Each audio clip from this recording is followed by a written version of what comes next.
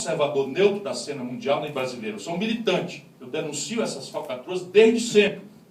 Desde sempre. Esse livrinho aí, Alternativa Prática ao Neoliberalismo, que alguém pensou que era a favor, na verdade, esse é em oposição ao neoliberalismo. Foi o primeiro livro escrito em língua latina contra o tal consenso de Washington.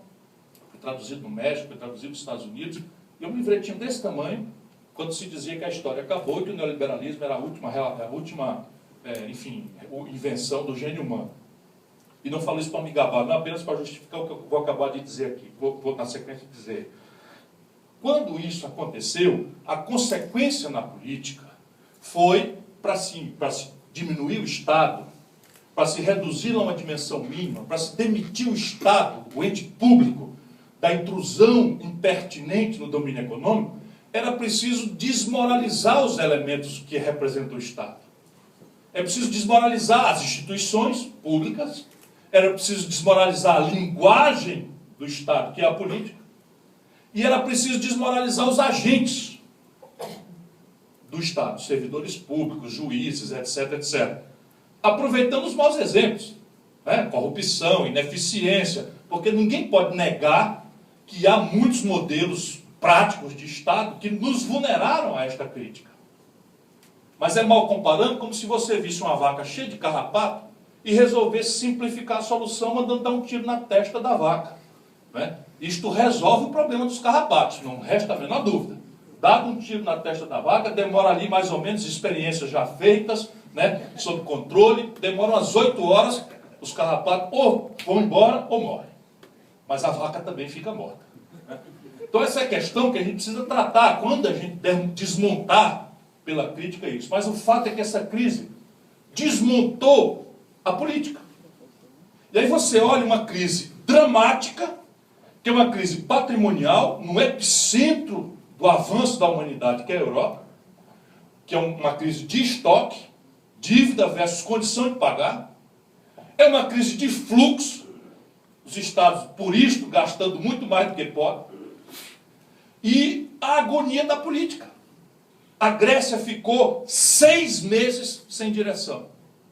No meio dessa crise, quando deu a época de quebrar, a presidência da República, quer dizer, o primeiro-ministro, que lá é parlamentarista, na Grécia ficou 6 meses sem titular. A Itália chamou um tecnocrata. Nenhum partido quis liderar o governo. Chamaram um tecnocrata, esse tecnocrata acabou de ser demitido. De novo, a Itália está num vácuo político que ninguém sabe onde vai dar. A Grécia sem direção, Portugal sem direção, Espanha sem direção. Sabe qual é o desemprego aberto da Espanha hoje? 27%. Sabe qual é o desemprego entre os jovens de 18 a 25 anos na Espanha hoje? 42%. Sabe o que é que esses jovens estão fazendo? Indo para a rua, quebrar vitrine, tocar fogo em carro, sem nenhuma agenda política. É a primeira vez que isso acontece na história da humanidade. Não tem agenda política. Eles não creem mais na linguagem. Os jovens europeus não creem na linguagem.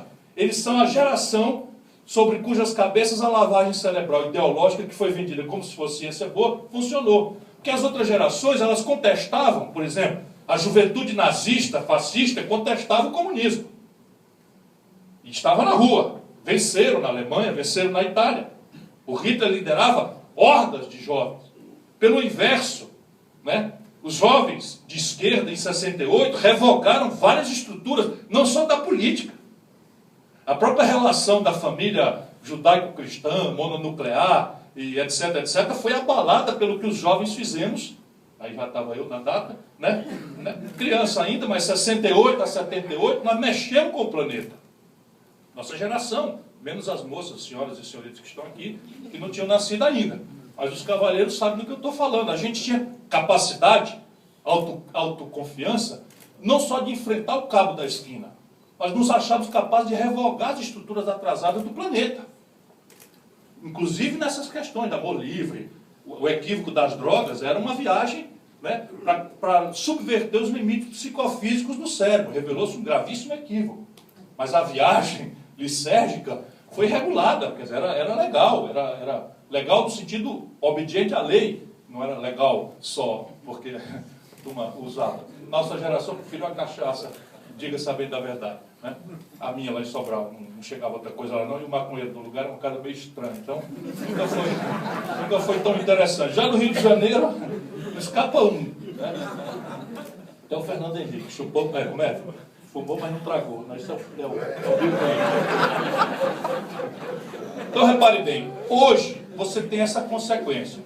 O que quer dizer, no concreto, para a gente avançar na nossa conversa de hoje à noite? No concreto, e nós estamos entrando na questão brasileira pelos fundos. Vamos chegar mais rápido do que vocês supõem.